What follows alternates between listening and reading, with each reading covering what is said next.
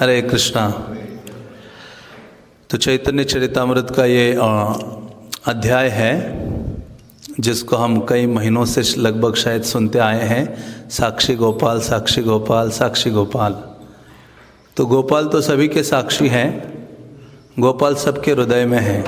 किसके रूप में है? परमात्मा के रूप में है। तो भगवान परमात्मा के रूप में हर एक व्यक्ति के हृदय में निवास करते हैं, लेकिन फिर भी हमारे अंदर इतनी अधिक भोग करने की प्रवृत्ति है कि हम सोचते हैं कि मुझे कोई देख नहीं रहा है। हाँ, जैसे हम सुनते हैं कि एक स्कूल में टीचर ने कहा बच्चों को, हाँ बच्चों मैं आपको लड्डू देता हूँ, वह लड्डू लेकर ऐसे स्थान में खाओ जहाँ आपको कोई देख ना सके। तो कभी कभी हम भी क्या करते हैं, आध्यात्मिक गुरु ने आदेश दिया है, भक्ति के कई सारे नियम होते हैं। जब सब लोग सामने होते हैं तो बड़े ठीक ठाक पालन करते हैं, प्रणाम भी करेंगे, ध्यानपूर्वक सब कुछ करेंगे, लेकिन जब अकेले होते हैं तो असलियत पता चलती है। तो इसलिए शास्त्र कहते या वरिष्ठ आचार्यगण कहते हैं, आपकी असलियत का पता तभी चलता है जब आप क्या होते हो? अकेले होते हो। अकेले में आप सिंसियर हो, गुरु के आदेशों का, शास्त्रों के नियम विधि विधानों का पालन करने में, तो समझना चाहिए कि आप भगवान को सामने देख रहे हो। हाँ, तो ये जो बच्चों को कहा लड्डू लेकर जाओ, और सारे बच्चे बड़े उत्साह से लड्डू लेके गए। तो घर में व्यक्ति सोच रहे थे, सारे बच्चे कहाँ खाया जाए। हाँ, तो अलग अलग अटकलबाजी सबने लगाई, अपना दिमाग लगाया। कोई बेड के नीचे जाकर खा रहा था कि आप भगवान नहीं देखेंगे, कोई नहीं देखेगा मुझे। कोई बाथरूम के अंदर जाके खा रहा था, कोई कंबल ओढ़ के अंदर खा रहा था।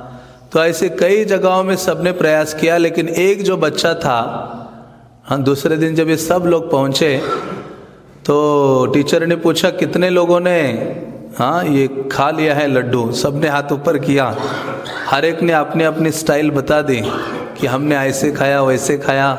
लेकिन एक बच्चा बड़ा चतुर था, वो कृष्ण भक्त था। कौन था? कृष्ण भक्त। हरि नाम कृष्ण नाम बड़ा ही मधुर, जय जन कृष्ण भजे से बड़ा चतुर।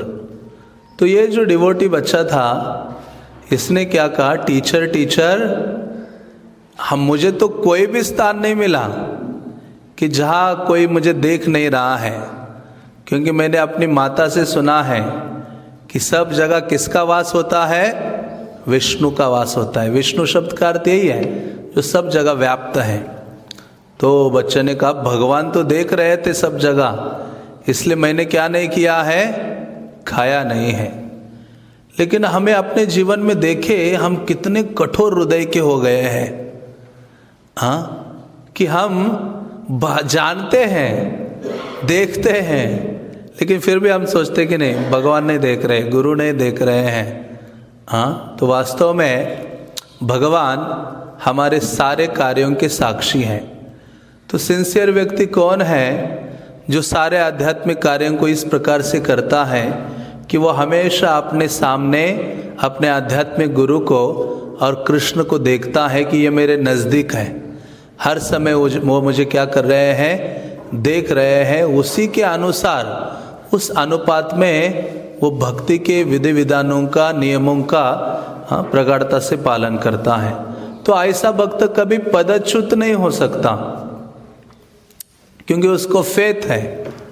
तो ऐसे भगवान, हाँ, ये जो ब्राह्मण है, छोटा ब्राह्मण, जो साक्षी देने के लिए निवेदन कर रहा है कि भगवान आप चलो साक्षी देने के लिए।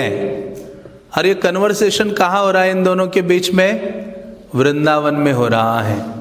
अब वृंदावन जाओगे तो वहाँ अभी भी है, गोपाल घेरा है, जहाँ ये पहले मंदिर हुआ करता था, गोविंद देव मंदिर के पास गोपाल घेरा, जहाँ ये गोपाल जी निवास करते थे। तो बल्कि गोपाल जी को कह रहे हैं, जानी साक्षी नाय देय तार पाप है। जो ये जान लेता है वास्तविकता लेकिन बोलता नहीं है, साक्षी नहीं देता, तो उसको पाप लगता है। तो भगवान को वो कह रहे कि आपको पाप लगेगा, लेकिन भगवान इन सब चीज़ों से क्या है, न मे कर्माणि लिम्पन्ति न मे कर्म फले स्पृहा, वो इन सब चीज़ों से परे हैं। तो ऐसे ये जो भक्त है ब्राह्मण, जिनको भगवान के प्रति बहुत अधिक प्रेम है, जिस प्रेम के कारण वो भगवान से इस प्रकार से बात कर रहे हैं, हाँ साक्षी गोपाल से, वो गोपाल से बात कर रहे हैं, तो ये विशेष संबंध है एक भगवान का, हाँ भक्त के साथ। तो ये जो साक्षी गोपाल के विग्रह हैं जिनके बारे में हम सुन रहे हैं, तो वास्तव में ये जो साक्षी गोपाल के विग्रह हैं, ये जैसे हम अभी जगन्नाथपुरी जाते हैं तो जनरली सोचते हैं कि अभी जहाँ ये साक्षी गोपाल है पहले से ही उधर है, कई लोगों को लगता है। लेकिन वास्तव में जब ये ब्राह्मण दक्षिण भारत गया था, हाँ अपने गांव, उसका गांव दक्षिण भारत था, कांचीपुरम आदि के पास, तो वहाँ विद्यानगर स्थान में भगवान को उन्होंने इनवाइट किया था और भगवान वहाँ आ गए थे। लेकिन जब भगवान वहाँ आ गए और भगवान जगन्नाथ के भक्त पुरुषोत्तम देव, जो राजा प्रताप रुद्र के पिता थे, हाँ पुरुषोत्तम देव जब दक्षिण भारत गए तो उन्होंने साक्षी गोपाल को देखा। साक्षी गोपाल को देखा तो उनके हृदय में सेवा करने की भावना जागृत हो गई। वो भगवान के पास गए, गोपाल के पास, साक्षी गोपाल को कहा कि भगवान आप मेरे राज्य में चलिए, मैं आपकी क्या करना चाहता हूँ, सेवा करना चाहता हूँ। तो ये बड़ा हृदय होता था इन राजाओं का, इसलिए उनको राजर्षि कहा गया है। उनको कोई अपने धन, ऐश्वर्य, योग्यता आदि का कोई घमंड नहीं होता था। तो ऐसे पुरुषोत्तम देव साउथ से 3-4 चीज़ें लेके आते हैं। एक तो गणपति लेके आते हैं, भांड गणेश, एक राधा कांत के विग्रह लेके आते हैं, एक ये साक्षी गोपाल को लेके आते हैं, एक रत्न का सिंहासन लेके आते हैं। इन सारी चीज़ों को लाके जगन्नाथ मंदिर में रख देते हैं। रत्न सिंहासन जगन्नाथ को देते हैं, गणपति को पीछे स्थापित करते हैं और राधाकांत को मंदिर में रखते हैं, और साक्षी गोपाल को भी मंदिर में रखा। मंदिर के जो इतना बड़ा मंदिर है जगन्नाथ, एक जगह छोटा मंदिर बना के रखा था। तो ये साक्षी गोपाल का वर्णन आता है कि जब ये देखते थे कि ये जगन्नाथ को बड़े अच्छे अच्छे पकवान अर्पित किए जा रहे हैं और मुझे बिठा दिया एक कोने में और मुझे रूखा सूखा दे देते हैं। गोपाल को कहा, गोपाल को लगा नहीं जी, गोपाल जी क्या करते थे साक्षी गोपाल, ये जगन्नाथ को जो माल पुआ है, ऐसे जो भारी क्वालिटी व्यंजन जो है, जिनका नाम लेने मात्र से हमारा लार टपकने लगता है, ऐसे ऐसे व्यंजनों को खा लेते थे। ये जगन्नाथ जी परेशान हो गए, क्योंकि जगन्नाथ जी को तो सबसे प्रिय क्या है, क्या है, उनके भक्त हैं, और दूसरा भात, हाँ जो प्रसाद भोगा बहुत प्रिय है।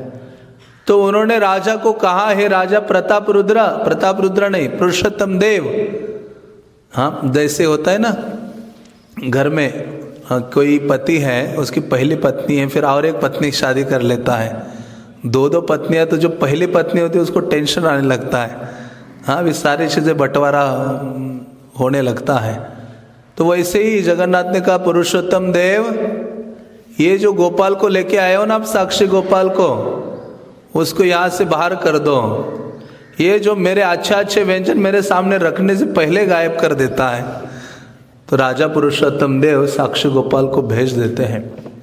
वास्तव में उनको कटक, जो भुवनेश्वर से आगे सिटी है, वहाँ राजा का दुर्ग था। ये राजागण पुरी में नहीं रहते थे पहले, सारे वहाँ कटक में रहते थे।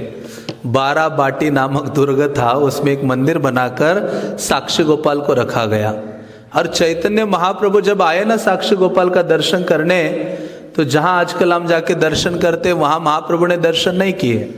चैतन्य महाप्रभु ने दर्शन कहाँ किए थे, राजा का जो दुर्ग था उसमें जो मंदिर बनाया था कटक सिटी में, वहाँ चैतन्य महाप्रभु ने दर्शन किए थे। और नित्यानंद प्रभु ने का ये सेकंड टाइम था। ये जो कथा हम पढ़ रहे हैं इससे नित्यानंद प्रभु का सेकंड टाइम था जगन्नाथपुरी का दर्शन करने का। तो उस समय वो कहते मैंने पहले भी यहाँ आया था, यहाँ के लोगों से गोपाल की कथा सुनी थी, महाप्रभु आज मैं सुनाऊंगा कथा। क्योंकि पहले चैतन्य महाप्रभु ने कथा सुनाई थी, कहाँ सुनाई थी? पिछले माधवेंद्रपुरी की सुनाई थी ना, रेमुना में। पिछला याद है कि नहीं आपको कुछ? फिर अभी नित्यानंद कहते हमेशा आपसे सुनो, कभी मुझे भी बोलने का मौका दो। हाँ, क्योंकि नित्यानंद प्रभु अवधूत है। कौन है? कौन है अवधूत? मैंने बोला था अवधूत का मतलब जो धुलाई करता है। अव मीन्स क्या? अवगुणों की जो धुलाई करने में एक्सपर्ट है उसको अवधूत कहा जाता है। और सारे हमारे तमोगुण, रजोगुण, ये सारे जो लोअर क्वालिटीज हैं नित्यानंद प्रभु उनको धोने में तरबेज है। इसलिए जगाए मदाई को सामने रखो। जगाए मदाई कितने गंदे थे, उनकी कैसे धुलाई की? ऐसी धुलाई की कि जब ये जगाए मदाई नवद्वीप में रहे तो उनका उद्धार होने के उपरांत वो कहते नित्यानंद जी क्या करें हम? कहा कि घाट बनाओ और घाट बना के जितने लोगों को आपने तंग किया है सबकी सेवा करो। तो इतना हृदय साफ हो गया था जगाए मदाई का कि जितने नवद्वीप वासी थे जिनको उन्होंने मारा, पीटा, लूटा, सब कुछ किया था, उनके पास जाते थे पत्थर लेके। जगाए मदाई क्या करते थे? पत्थर लेके जाते थे, कहते ये लीजिए पत्थर और मुझे मारिए, मारिए, हम दोनों को मारिए। वो नवद्वीप वासी ऐसा स्वभाव देख के पिघल जाते थे। मतलब कहा जगाए मदाई का नाम सुनने मात्र से नवद्वीप के लोग घर से बाहर नहीं निकलते थे, इतना डरते थे। लेकिन आज उनकी इतनी धुलाई की थी, किसने? नित्यानंद प्रभु ने हृदय की धुलाई की थी। इसलिए हर युग में जो अवतार आता है वो क्या करता है? उद्धार करता है, सीधा किलिंग, मार के उद्धार करता है। लेकिन ये जो अवतार है कलियुगा में, कली काले नाम रूपी कृष्ण अवतार, तो कलियुगा में जो भगवत अवतार है वो मारता नहीं है, वो क्या करता है? पाप करने की जो प्रवृत्ति है उसको किल करता है। इसलिए तो लोचनदास ठाकुर चैतन्य मंगल में लिखते हैं संकीर्तन खड़ग लइया हाथे। वो कहते हैं ना, महाप्रभु बोलते हैं मोर सेनापति जाइबे तथाय, मेरा यदि पापी तापी दूर देशे जाए। इस जगत की यहाँ के लोग भी पापी तापी दूर देश में भी चले जाएंगे ना, महाप्रभु कहते मेरा सेनापति भक्त जाएगा वहाँ। अब इस सेनापति तो खाली हाथ नहीं जाएगा ना, सेनापति के हाथ में क्या होना चाहिए? क्या होना चाहिए? तलवार होनी चाहिए। तो कहते हैं कौन सी तलवार लेके निकलेगा ये सेनापति भक्त? कहते संकीर्तन खड़ग लइया हाथे, संकीर्तन रूपी जो तलवार है उसको लेके जाएंगे और सबके हृदयों को क्या करेंगे? काट डालेंगे, हृदयों को शुद्ध करेंगे। इसलिए तो प्रभुपाद कहा करते थे, हाँ मैं तो, मेरे एक हाथ में भागवत है और दूसरे हाथ में क्या है? कृष्ण नाम की तलवार है, जिसके द्वारा मैं सबको शुद्ध करते हुए जा रहा हूँ, सबको ये कृष्ण भावना दे रहा हूँ। तो इस प्रकार से ये जो संकीर्तन है जिसके द्वारा ये शुद्ध करते हैं, अवगुणों को शुद्ध करते हैं। तो नित्यानंद प्रभु ने ये कथा सुनाई थी सबसे पहले। चैतन्य महाप्रभु बड़े ध्यान पूर्वक सुन रहे थे, साक्षी गोपाल को देख रहे थे और उनकी ये कथा सुन रहे थे। तो ऐसे साक्षी गोपाल को वहाँ रखा गया। तो पहले केवल गोपाल ही थे। आजकल आप जाते हो उस मंदिर में तो कौन दिखाई देता है आपको? वहाँ कितने लोग गए साक्षी गोपाल? 1 2 3 4, बहुत कम है। ऊपर हाथ कीजिए। हाँ कम है, आधे लोग हैं। तो साक्षी गोपाल में पहले गोपाल ही थे। अभी कौन है उनके साथ? कौन है? राधा रानी भी है। सुवर्ण वर्ण की राधा रानी है, जिसको सुवर्णमयी राधिका कहते हैं। इतनी ऊंची है, 5 फुट राधा रानी है, ये भी 5-6 फुट है कृष्ण। तो पहले तो ये राधा रानी साथ में नहीं थी। अभी जहां कृष्ण अकेले, उनको अच्छा नहीं लगता कृष्ण को। उनको कौन चाहिए? भक्त चाहिए उनके साथ। एक बार प्रभुपाद के शिष्य को प्रभुपाद ने कहा कृष्ण के पेंटिंग्स बनाओ, तो उन्होंने पेंटिंग बनाई, बड़े सुंदर पेंटिंग बना के लाके उसने प्रभुपाद को दिखाया। तो प्रभुपाद कहते ये क्या है? हाँ, कृष्ण कभी अकेले नहीं होते, अकेले कृष्ण थे। प्रभुपाद कहते कृष्ण अकेले कभी नहीं होते, होते तो वो टेंशन में रहते हमेशा। हाँ, इसलिए कृष्ण को कभी अकेले चित्रित नहीं करना। कृष्ण के साथ हमेशा कौन होने चाहिए? भक्त होने चाहिए, गाय होनी चाहिए, मोर होने चाहिए, कोई ना कोई उनके साथ होना चाहिए, तो वो पूर्ण है। तो यहाँ भी साक्षी गोपाल में ये कृष्ण पहले अकेले ही थे, कब तक अकेले रहेंगे? तो उन्होंने सोचा नहीं, हाँ, कोई राधा रानी होनी चाहिए।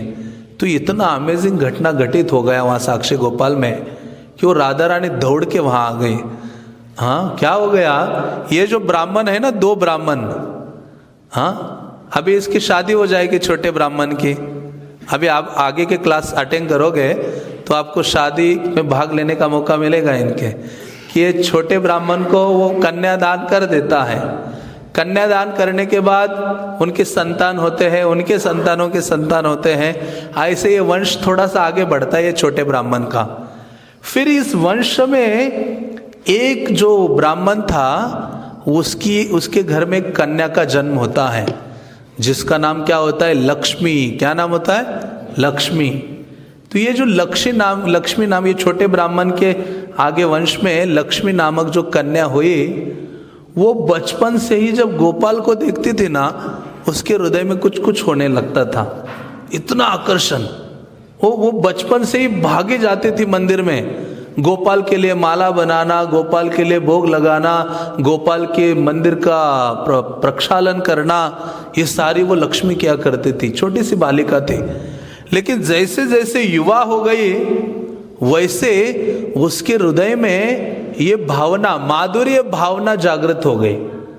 उसको लगा कि ये गोपाल मेरे कौन है? पति है। कौन है? पति। तो उसने विवाह के बारे में सोचा नहीं, क्योंकि जब आयु बड़ी होती है तो स्वाभाविक बच्चे खिलौने छोड़ देते हैं, है ना, उनको फिर एक आकर्षण जागृत हो जाता है। तो ऐसे ये जो युवती हो गई, इसने सोचा कि ये गोपाल ही मेरे पति होंगे, और पति की भावना से उनकी सेवा करती थी। हाँ, ये यथा माम प्रपद्यन्ते ताम सतैव भजामि हम। तो यहाँ इसने वो माधुर्य भाव का प्रकाश किया, तो गोपाल को भी रहा नहीं गया। गोपाल भी कौन सी भावना से, उनको उसी भावना से गोपाल उनसे आदान प्रदान करने लगे, साक्षी गोपाल। और फिर जब संध्या होती थी तो ये गोपाल का पुजारी पूरा आरती करके शयन करके निकल जाता था साक्षी गोपाल मंदिर से। फिर गोपाल जी क्या करते थे, धीरे से मंदिर का दरवाजा खोल देते थे। अभी उनको चलने की तो प्रैक्टिस है, अभी देखो अगले श्लोकों में कहाँ से चलेंगे वो, वृंदावन से लेके साउथ इंडिया, इतना लंबा जो चला है उसके लिए क्या है मंदिर से बाहर निकलना। तो वो साक्षी गोपाल जैसे ही, क्योंकि लक्ष्मी के प्रति इतना आकर्षण हो गया गोपाल का, भगवान भक्त के प्रति इतने आकृष्ट हो जाते हैं, तो ये गोपाल ने सोचा ये शयन आरती कब करेगा, जल्दी करो। वो कहते पुजारी जल्दी, पूरा जल्दी तैयारी करो, मुझे जाना है बाहर। पुजारी जैसे शयन आरती कर दिया, दरवाजा बंद करके निकल गया। गोपाल ने दरवाजा खोला, खोल के गोपाल अपने कदम डालते हैं।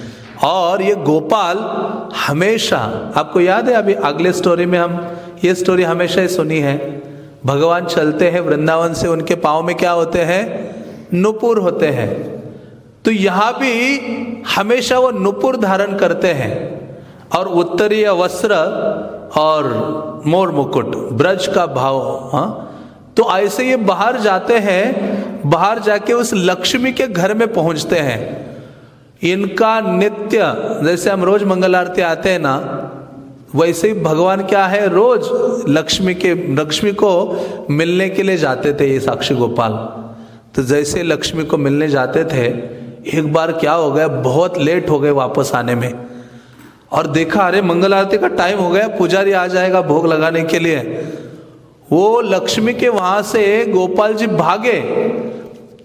हाँ, जैसे भागे तो वहां, क्योंकि घर जाते थे, पराया के घर जाते थे, तो अपना नुपुर उतार देते थे, आवाज ना आ जाए, लक्ष्मी के साथ बातें करूँगा तो आवाज़ नहीं आनी चाहिए। हाँ, तो ऐसे जो भी छोटी मोटी चीज़ें उतार के रख देते थे।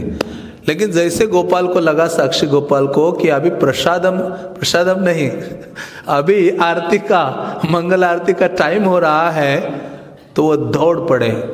दौड़ते दौड़ते वो भूल गए। क्या भूल गए? मोर मुकुट, मोर पंख आदि, अपना उत्तरिया और नुपुर भूल गए। पुजारी जैसे आया मंगल आरती में, देखा अरे मैं शयन करते समय उनको सुंदर उत्तरिया उनको पहनाया था, मोर मुकुट लगाया था, नुपुर भी थे, ये कहाँ चले गए? तो पुजारी ने सब जगह चिल्लाना शुरू किया। तो पुजारी चिल्ला रहा था, सब जगह बोल रहा था। हाँ, तो देखा कि सब जगह ढूंढ रहे थे कि कहाँ ये चीज़ें प्राप्त हो जाएं। तो फिर जब पता चला कि ये मिल नहीं रही है, फिर ढूंढते ढूंढते उस ब्राह्मण के घर में ये चीज़ें मिली। और सोचा कि इस ब्राह्मण ने या उसकी बेटी ने चुराया है, लक्ष्मी ने। तो फिर उनको राजदंड, राजा ने कहा इनको दंडित करना है। तो गोपाल जी फिर से साक्ष्य देने के लिए प्रकट हो गए। ये दूसरा टाइम था उनका साक्ष्य देने का। पहले तो अभी दे ही रहे हैं, और अभी ये दूसरे समय में साक्ष्य देने के लिए तत्पर हो गए कि नहीं नहीं, भगवान ने अभी अपना असलियत खोल दी। हाँ, उन्होंने कहा नहीं नहीं, इन्होंने चुराया नहीं है।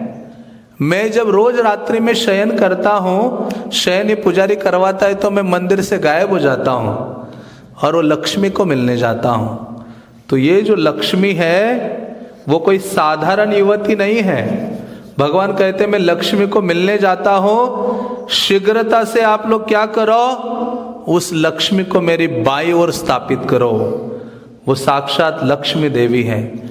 तो वो जो लक्ष्मी युवती है साक्षात श्रीमती राधिका ही थी, अंतरंगा शक्ति थी। वो क्या हो जाती है, लाया जाता है उसको, और मूर्तिमान स्वरूप में क्या हो जाती है, गोपाल के साथ खड़ी हो जाती है, जिनका हम दर्शन करते हैं। तो ये साक्षी गोपाल का काम ही है क्या करना, हर समय साक्षी देना। तो भगवान का ये प्रेम झलकता है। हाँ, भक्तों के प्रति इस प्रेम में आदान प्रदान से वो प्रेम प्रकट करते हैं कि वो कितना अधिक अपने भक्तों से प्रेम रखते हैं। तो इसलिए हम सब प्रेम के भूखे हैं। हाँ, भूखे बंदर होते हैं ना, वैसे है इस जगत में सारे प्रेम के भूखे बंदर हैं जो ढूंढ रहे हैं प्रेम को। लेकिन वास्तव में हम थोड़ा सा गंभीर होकर सोचें, कृष्ण से मैं यदि प्रेम करूँगा तो कितना कृष्ण मुझसे अधिक प्रेम कर सकते हैं।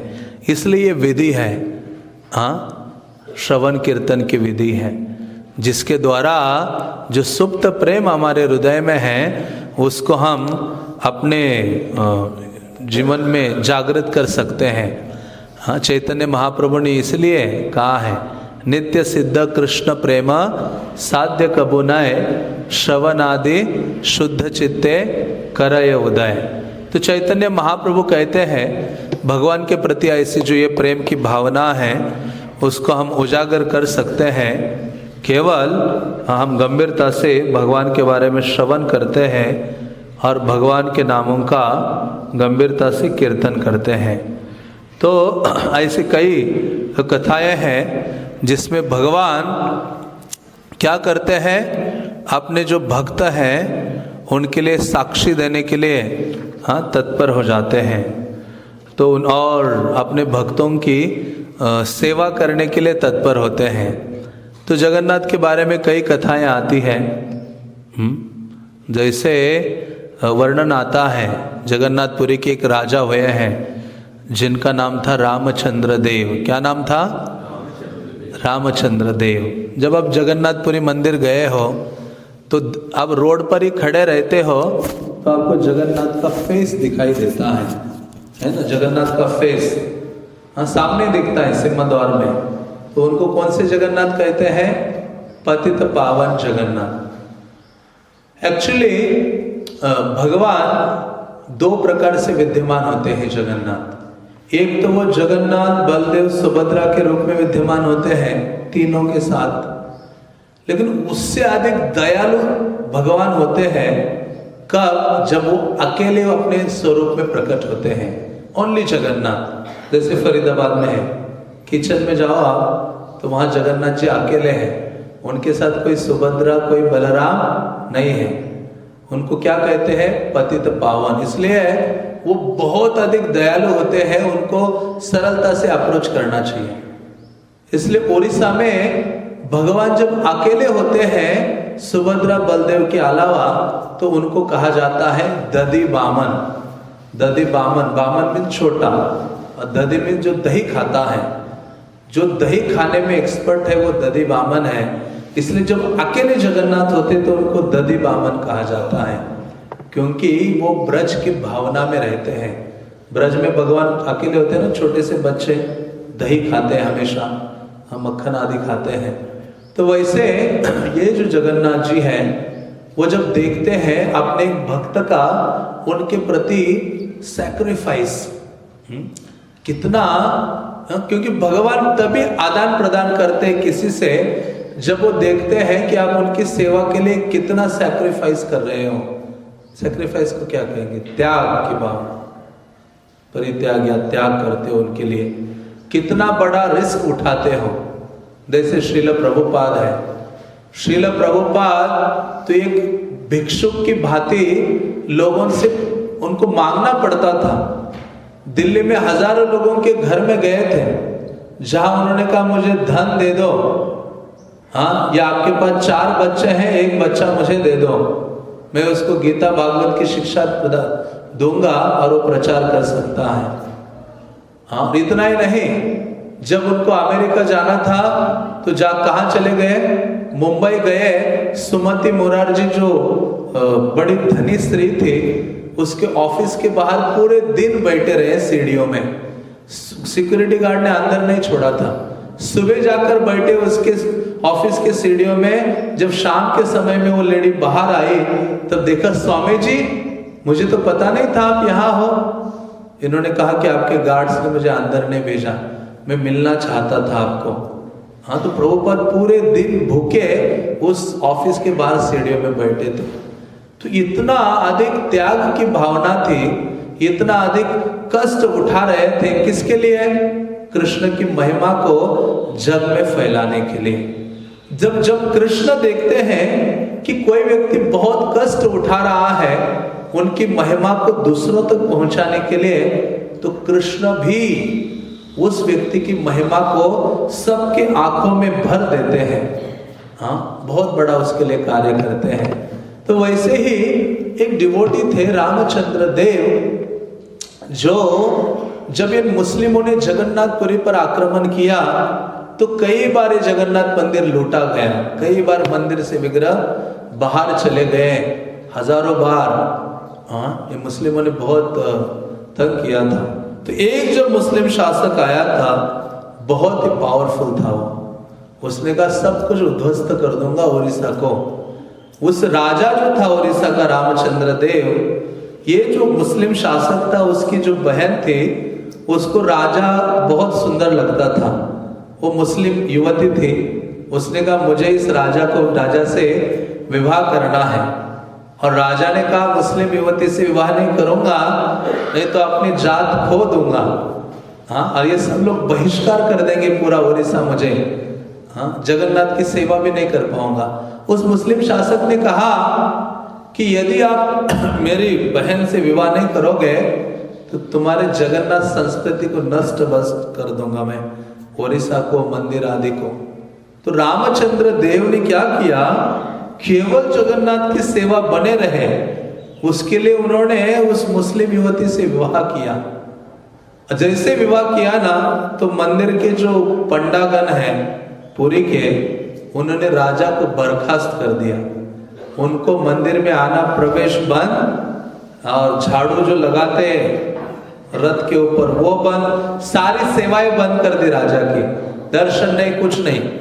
तो राजा अभी एकाकी हो गया, क्योंकि जगन्नाथ का प्रथम सेवक कोई है तो वो उड़ीसा के राजा है, प्रथम सेवक। भगवान उनके बिना रहते नहीं हैं जगन्नाथ। जगन्नाथ को कुछ करवाना है, आदेश देना है, तो राजा के स्वप्न में जाते हैं आज भी।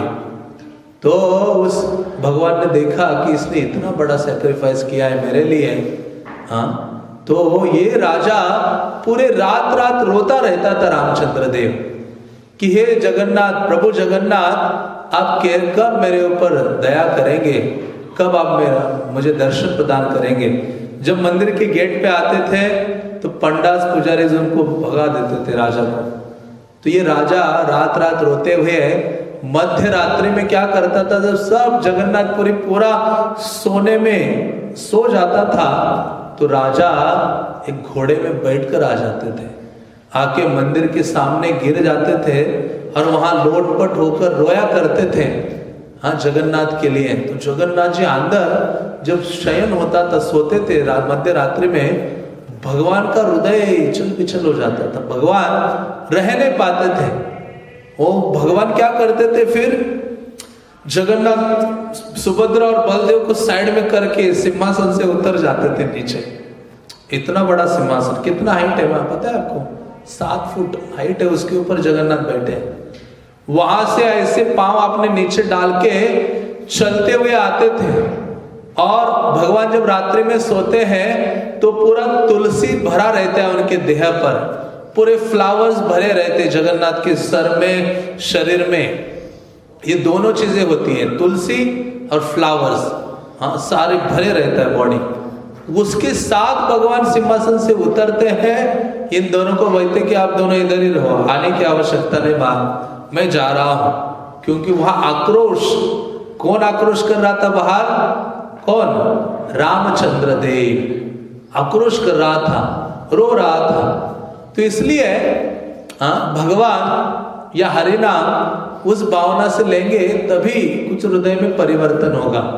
बहुजन में करी यदि श्रवण कीर्तन, तब तना पाए कृष्ण पदे प्रेमधन। कितना भी हरिनाम चिल्लाते रहो, लेकिन वो आक्रोश की भावना, भगवान मुझे चाहिए मेरे जीवन में, वो भावना जब तक नहीं होगी हृदय में ना, तो ये हरिनाम कभी शुद्ध नहीं करेगा हमें। भक्ति उत्थुक सुकृति मिलेगी बस, ये प्रेम वगैरह ये सब चीजें नहीं मिलेगी। तो जब वो आक्रोश, वो भावना रामचंद्र देव का था कि भगवान आपके बिना मेरा जीवन ही नहीं है, हाँ, मरना बेहतर है, हाँ, तो ऐसे रामचंद्र देव बाहर आक्रोश कर रहे थे, भगवान के लिए रोए जा रहे थे, लोटपोट हो रहे थे। हाँ, तो उस समय जगन्नाथ जी अपने मंदिर से इतना अंदर रहते, वो वहां से पूरा चल चल के बाहर आ गए। बाहर आए तो उस मेन गेट में आके ऐसे खड़े हो जाते हैं, और रामचंद्र देव को देख के इतना आनंद होता है जगन्नाथ जी को, रामचंद्र देव गदगद हो जाते हैं, भगवान को अनेक प्रार्थनाएं करते हैं, उनका आलिंगन आदि करते हैं और जाते हैं। तो हर रात्रि में क्या होने लगा, फिर ये रामचंद्र देव आने लगे। हाँ, एक बार आपको पता चला ना, लूप होल्स पता चलते हैं ना, तो हम हमेशा एंट्री किसी और जगह, इजी एंट्री जहां होती वहां से घुसते हैं।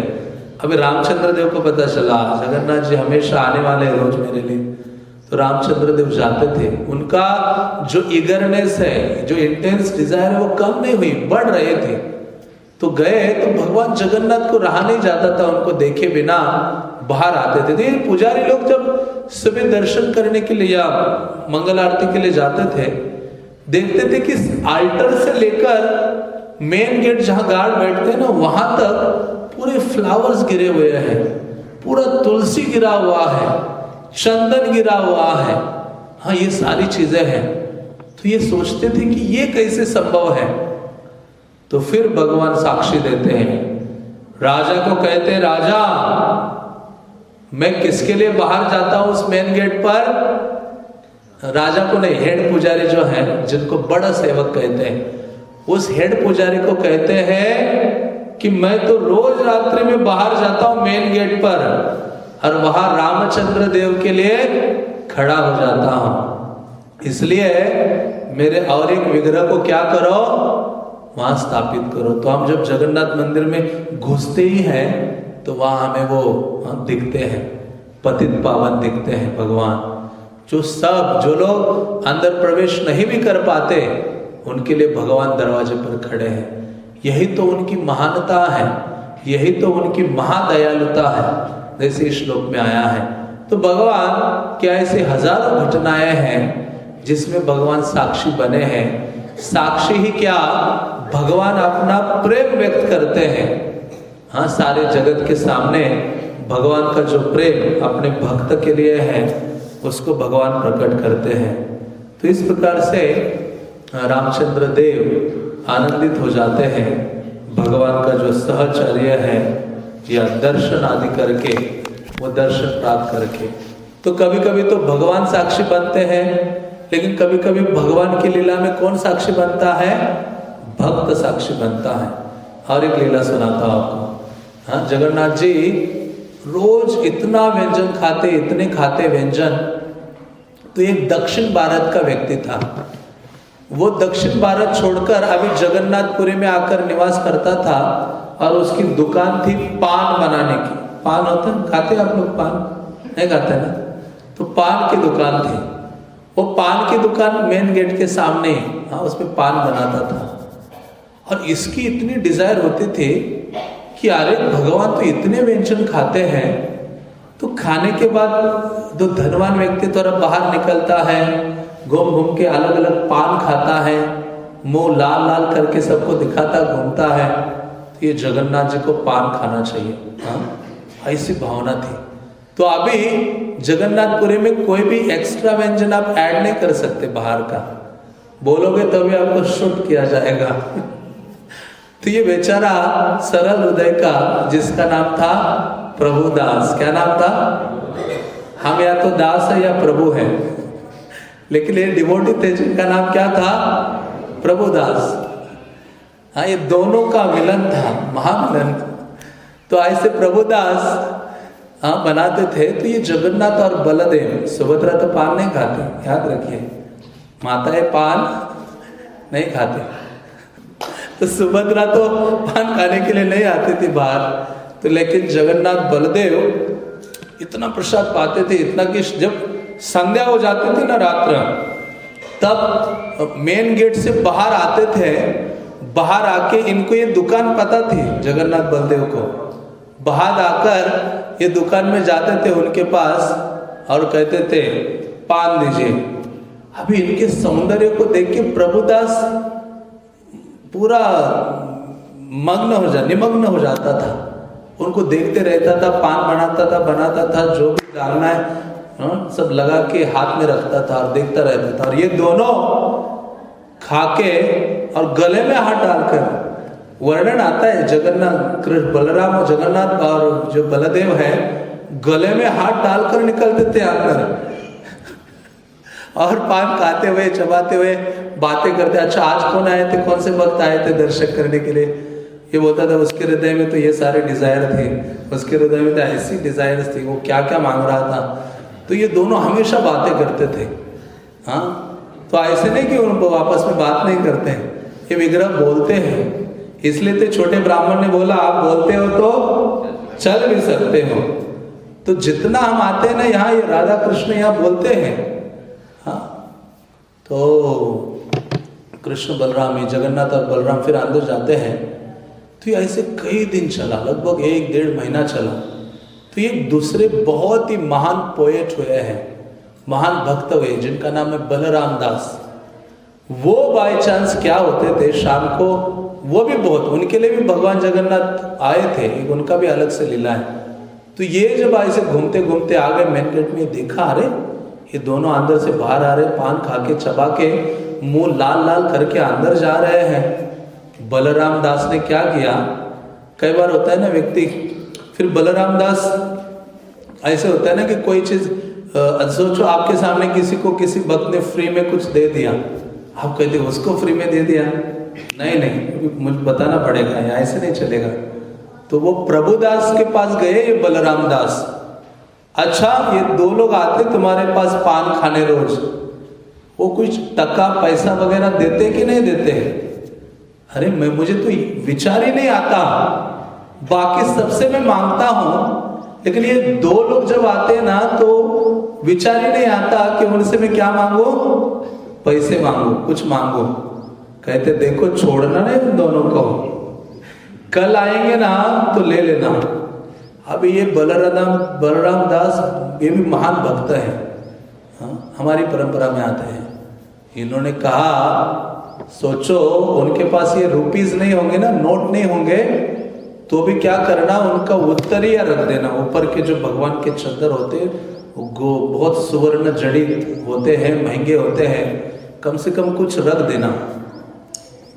हाँ, तो फिर क्या हुआ कि दूसरे दिन अब ये प्रभुदास को याद रह गया, ये जगन्नाथ बलराम आएंगे, ये आएंगे, दो युवक आएंगे तो उनसे पैसे मांगने हैं। आए, उन्होंने पान लिया और पान खाने लगे, कहते पैसे दीजिए, इंडियन करेंसी। पिछली कथा सुनाई थी ना, इंद्र के पास करेंसी नहीं था, आज इन दोनों को बोला इंडियन करेंसी दे दो। ये जगन्नाथ बलदेव, पहले बोलना चाहिए ना, हम लेके आ जाते, लोग इतना गुल्लक में डालते रहते हैं, कुछ उसमें से उठा के हम ले आते। अच्छा अभी तो फंस गए दोनों, आपको जाने नहीं दूंगा, या तो आप रहो या तो अपना उत्तरीय यहाँ छोड़ दो। जगन्नाथ बलदेव ने क्या कहा कि ठीक है, कल हम आएंगे तो गुल्लक में से थोड़े से पैसे निकाल कर ले आएंगे, अभी ये क्या करो, उत्तरीय रख दो आप अपने पास। तो ये जगन्नाथ बलदेव सोचने लगे, कहते इसने कभी नहीं मांगा, आज कैसे मांग लिया। बलराम कहते मेरे नाम का दूसरा भक्त है ना, उसने कंप्लेंट की है। तो ये दोनों तो गए अंदर, फिर खड़े हो गए और सुबह मंगल आरती का समय हो गया। जैसे मंगल आरती का समय हुआ तो पुजारी गण आए, देखा कि एक तो इनके मुंह बड़े लाल है, आज कुछ ज्यादा ही लाल थे, और दूसरा कि इनका ऊपरी उत्तरीय वस्त्र नहीं है, कुछ अजीब से दिख रहे हैं। तो इन्होंने सोचा, पूरा हाहाकार मच गया पूरे जगन्नाथपुरी में कि अरे ऊपरी उत्तरीय वस्त्र नहीं है, जगन्नाथ के चोरी हो गए, क्या हो गया। हाँ, ऐसे पूरा ढूंढने लगे। राजा आ गए, प्रताप रुद्र राजा थे उस समय। कौन से राजा थे? महाराज प्रताप। प्रताप रुद्र के साथ बहुत और भी घटनाएं हैं जिनसे हम परिचित नहीं हैं। तो प्रताप रुद्र महाराज थे, उन्होंने सबको बुलाया और पता चला, पहले तो पुजारियों की क्लास लगाई। मंदिर में कुछ हो जाए तो टेम्पल डिवोटी, जिम्मेदार कौन है? मंदिर के भक्त बेचारे, उनकी क्लास लगाई जाती है। तो उनकी क्लास, सारे पंडाओं की क्लास लगाएगी, किसी ने तो चोरी कर दिया है, सुवर्ण जड़ित उत्तरीय है, यह है वो है। तो फिर सब खड़े थे लाइन में, तो फिर ये बलराम दास आ गए साक्षी देने के लिए। कौन आ गए? अभी भगवान की लीला में भक्त आ गए साक्षी देने। तो बलराम दास आ गए। बलराम दास कहते हैं कि मुझे पता है इनका उत्तरीय कहाँ है। बलराम दास आके कहते, ये जो बाहर जाओगे ना मंदिर के गेट के बाहर लेफ्ट साइड में, पहला ही मुड़ोगे ऐसा, वहां प्रभुदास का पान की दुकान है।